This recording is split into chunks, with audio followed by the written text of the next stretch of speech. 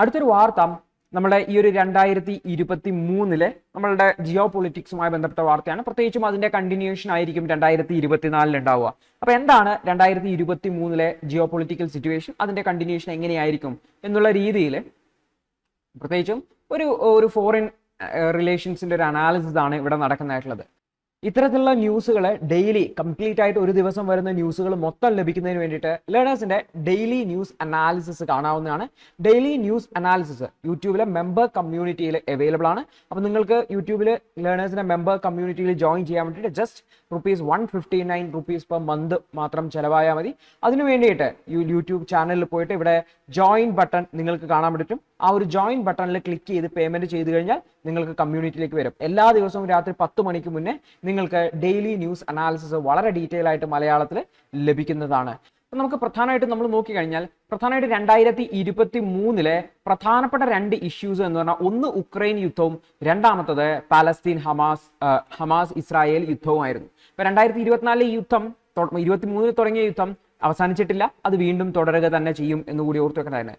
അപ്പോൾ ബെഞ്ചമിൻ നെതാന്യാഹു, അതായത് Israeli prime minister already പ്രഖ്യാപിച്ചിട്ടുണ്ട് ഇസ്രായേൽ അതിന്റെ ലക്ഷ്യങ്ങൾ നേടുന്നവരെ ഈ യുദ്ധം തുടരുമെന്ന് ഓൾറെഡി പ്രഖ്യാപിച്ചിട്ടുണ്ട്.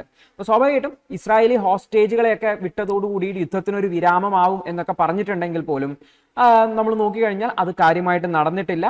അപ്പം നമ്മൾ നോക്കിക്കഴിഞ്ഞാൽ ഇന്നും ആ ഒരു ഗാസയിലേക്ക് അറ്റാക്കുകളും മറ്റുമൊക്കെ നടക്കുന്നുണ്ട് എന്ന് കൂടി ഓർത്തു വെക്കുന്നതാണ്.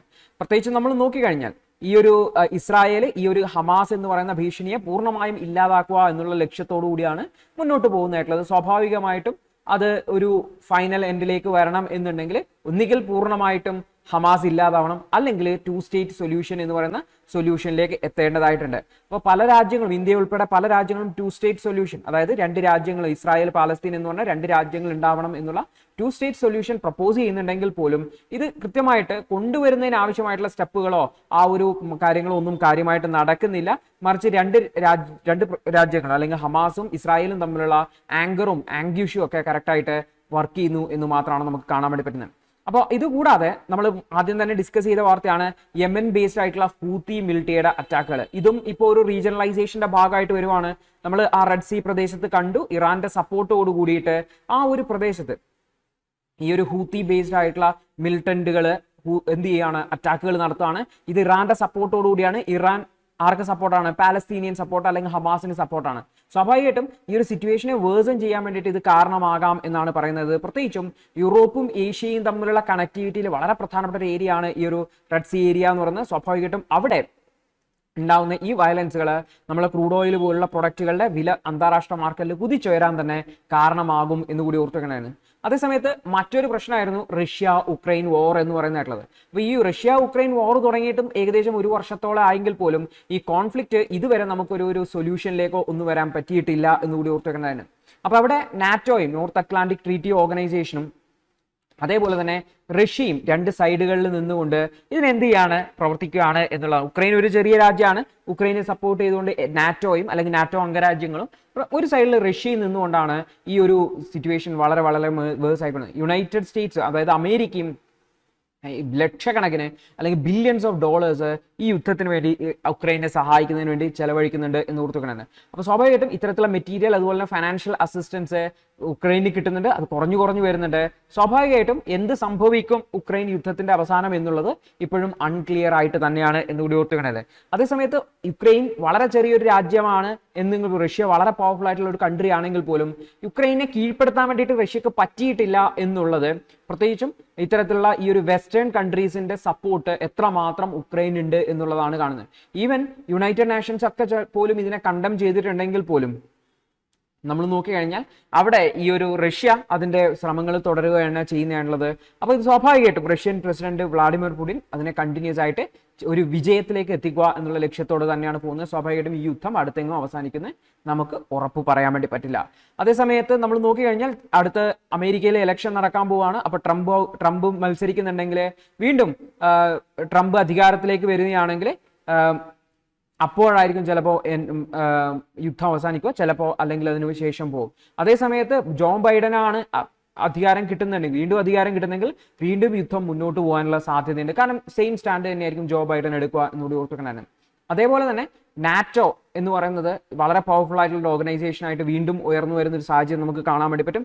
അതേസമയത്ത് യൂറോപ്യൻ സഹായത്തോടു നാറ്റോയിൽ ഒരുപാട് യൂറോപ്യൻ രാജ്യങ്ങൾ അംഗങ്ങളുടെ അവരുടെയൊക്കെ സഹായത്തോടു കൂടിയിട്ട് യുക്രൈൻ വളരെ സ്ട്രോങ് ആയിട്ട് ബാറ്റിൽ ഫീൽഡിൽ നിൽക്കുന്നതാണ്. അപ്പോൾ സ്വാഭാവികമായിട്ടും 2024 ഇതുപോലെ വയലന്റ് ആയിട്ടുള്ള കോൺഫ്ലിക്റ്റുകൾ തന്നെ ഉണ്ടാവാൻ സാധ്യതയുണ്ട് എന്ന് നമുക്ക് കാണാൻ പറ്റും. അപ്പോൾ ഇതൊക്കെയാണ് പ്രധാനപ്പെട്ട ഇഷ്യൂസ് എങ്കിലും തായ്വാനിൽ പ്രശ്നമുണ്ട്, നോർത്ത് കൊറിയ സൗത്ത് കൊറിയ പ്രശ്നങ്ങളുണ്ട്, സൗത്ത് ചൈന സീയിൽ പ്രശ്നമുണ്ട്, അപ്പോൾ ചൈനയും ഫിലിപ്പൈൻസും തമ്മിൽ പ്രശ്നമുണ്ട്, ഇന്ത്യ ചൈന ബോർഡറുണ്ട്. ഇതെല്ലാം തന്നെ 2023 ഉണ്ടായിരുന്നു, അതിന് മുന്നേ ഉണ്ടായിരുന്നു, ഇനിയും അത് തുടരാൻ തന്നെയാണ്. കാരണം പ്രത്യേകിച്ചും ചൈനയും US തമ്മിലുള്ള സ്ട്രാറ്റജിക് റൈവൽറിയും ഇന്ത്യയും ചൈനയും തമ്മിലുള്ള അതിർത്തി തർക്കങ്ങളൊക്കെ 2023 വീണ്ടും ഉയർന്നു വരാൻ സാധ്യതയുണ്ട് എന്ന് ഓർത്തു വെക്കേണ്ടതാണ്.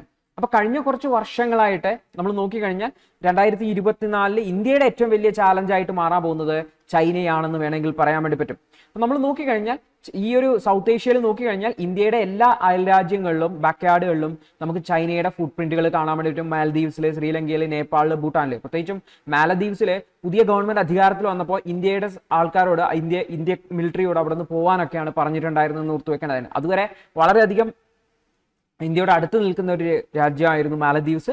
എന്നാൽ ഇന്ത്യൻ മിലിറ്ററി അവിടെ നിന്ന് പിൻവലിക്കാനാണ് പറഞ്ഞിട്ടുണ്ടായിരുന്നത്. അവരുടെ സപ്പോർട്ടിന് വേണ്ടി അയച്ചതാണ്. അതേസമയത്ത് ചൈനയുടെ പ്രസൻസ് അവിടെ വർദ്ധിക്കുന്നത് നമുക്ക് കാണാൻ വേണ്ടി വരും. അപ്പോൾ സ്വാഭാവികമായിട്ടും ഈ ഒരു ചൈനയുടെ ഇൻട്രൂഷൻ അല്ലെങ്കിൽ ഈ അയൽ രാജ്യങ്ങളിൽ ചൈന കടന്നു കയറുന്നത് സ്വാഭാവികമായിട്ടും ഇന്ത്യയുടെ നൈബർഹുഡിൽ അതിന്റെ പ്രാധാന്യം നഷ്ടപ്പെടുന്ന ഒരു സാഹചര്യം നമുക്ക് കാണാൻ പറ്റും. അതുകൊണ്ട് തന്നെ ഇന്ത്യൻ ഡിപ്ലോമസി അതിനനുസരിച്ച് മാറേണ്ടതായിട്ടുണ്ട്. ആധുനികമായിട്ടുള്ള ഇഷ്യൂസിനനുസരിച്ച് നമ്മളുടെ ഡിപ്ലോമസി ചേഞ്ച് ചെയ്തിട്ടില്ല എങ്കിൽ സ്വാഭാവികമായിട്ടും നമ്മൾ സൈഡ് ലൈൻ ചെയ്യപ്പെടാൻ സാധ്യതയുണ്ട്. അതുപോലെ തന്നെ ക്ലൈമറ്റ് ചേഞ്ചും അതുമായി ബന്ധപ്പെട്ട നെഗോഷിയേഷൻസും ഇന്റർനാഷണൽ ലെവലിൽ നടക്കുന്നുണ്ട്. അതും വളരെ വളരെ ഇമ്പോർട്ടൻ്റ് ആണ്. അതുപോലെ തന്നെ ഡിജിറ്റൽ ടെക്നോളജിയുമായി ബന്ധപ്പെട്ടുള്ള ആർട്ടിഫിഷ്യൽ ഇന്റലിജൻസുമായി ബന്ധപ്പെട്ടുള്ള കോർ ഏരിയാസുമായി ബന്ധപ്പെട്ട ഡിസ്കഷൻസ് നടക്കുന്നുണ്ട്. അതും ഈ ഒരു 2024 തുടരും. ഇതും പ്രധാനപ്പെട്ടതാണ്.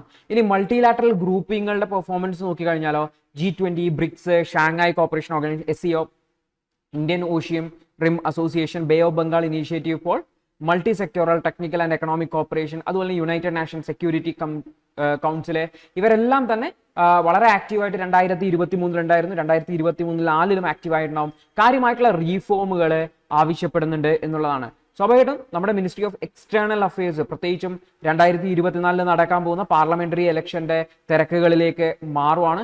സ്വാഭാവികമായിട്ടും അതൊരു പ്രധാനപ്പെട്ട മൈൽ സ്റ്റോൺ ആണ്. അതിൽ വിജയിക്കാൻ ആവശ്യമായിട്ടുള്ള സ്റ്റെപ്പുകളായിരിക്കും ഇനിയുള്ള ഗവൺമെന്റിന്റെ ശ്രമങ്ങൾ എന്നുകൂടി കാണാൻ പറ്റും. അപ്പോൾ സ്വാഭാവികമായിട്ടും ഈ 2023 ഇന്ത്യയെ സംബന്ധിച്ച് ഇന്ത്യക്ക് പലതരത്തിലുള്ള ഡിപ്ലോമാറ്റിക് അച്ചീവ്മെന്റുകൾ ഉണ്ടായിട്ടുണ്ട് എന്നുള്ളതാണ്.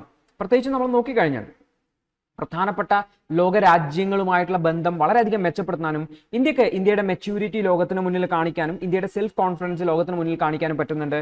പ്രത്യേകിച്ചും ഇന്ത്യയും US തമ്മിലുള്ള ബന്ധം വളരെയധികം മെച്ചപ്പെട്ടിട്ടുണ്ട്.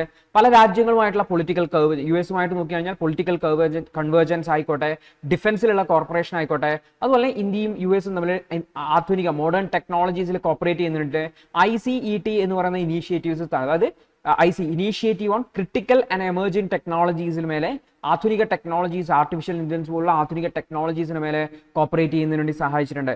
അതേസമയത്ത് നമ്മൾ നോക്കിക്കഴിഞ്ഞാൽ ഖലിസ്ഥാനി ഇഷ്യൂ ഇടയിൽ ഇന്ത്യയും കാനഡയും തമ്മിലൊക്കെ ഇഷ്യൂസിന് വരാൻ കാരണമായിട്ട് ഖലിസ്ഥാനുമായി ബന്ധപ്പെട്ട് ഇന്ത്യയും കാനഡയും തമ്മിലുള്ള ബന്ധം കുറച്ച് മോശമായിട്ടുണ്ടായിരുന്നു. അപ്പോൾ സ്വാഭാവികമായിട്ടും അത് എങ്ങനെ ഇന്ത്യൻ ഡിപ്ലോമസിയെ അല്ലെങ്കിൽ ഇന്ത്യക്ക് ആ ഒരു സിറ്റുവേഷനെ കൃത്യമായിട്ട് ഹാൻഡിൽ ചെയ്യാൻ പറ്റിയിട്ടില്ല എന്നുള്ളത് ഒരു വീക്ക്നെസ് ആയി കാണാൻ വേണ്ടി പറ്റും. അപ്പോൾ സ്വാഭാവികമായിട്ടും ഈ ഒരു കാനഡയുമായിട്ടുള്ള ബന്ധത്തിൽ ചെറിയൊരു വീക്ക്നെസ് ഉണ്ടാവാൻ അത് കാരണമായിട്ടുണ്ട്. അതേസമയത്ത് യൂറോപ്യൻ യൂണിയനുമായിട്ടുള്ള ബൈലാറ്ററൽ റിലേഷൻസ് വളരെയധികം മെച്ചപ്പെടുന്നുണ്ട്.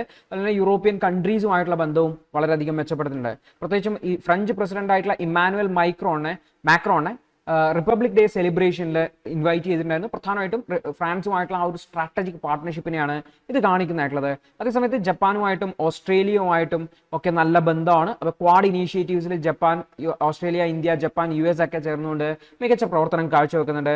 സ്വാഭാവികമായിട്ടും റഷ്യയുമായിട്ടും നല്ല ബന്ധം തന്നെയാണ്. പ്രത്യേകിച്ചും റഷ്യയെ ലോകരാജ്യങ്ങൾ ഉക്രൈൻ യുദ്ധവുമായി ബന്ധപ്പെട്ട് ഒറ്റപ്പെടുത്തിയപ്പോൾ ഇന്ത്യയാണ് അവരിൽ നിന്ന് ക്രൂഡ് ഓയിലും മറ്റുമൊക്കെ വാങ്ങിയിട്ടുണ്ടായിരുന്നത്. അപ്പോൾ ഇന്ത്യയും റഷ്യയും തമ്മിലുള്ള ബന്ധവും മെച്ചപ്പെടുത്താൻ വേണ്ടി സഹായിച്ചിട്ടുണ്ട് എന്നുകൂടി ഓർത്തു വെക്കേണ്ടതാണ്. അപ്പോൾ പുടിൻ പ്രത്യേകിച്ച് നമ്മൾ നോക്കിക്കഴിഞ്ഞാൽ ഈ എക്സ്റ്റേണൽ അഫയേഴ്സ് മിനിസ്റ്ററിന്റെ മോസ്കോയിൽ വിസിറ്റ് ചെയ്തിട്ടുണ്ടായിരുന്നു.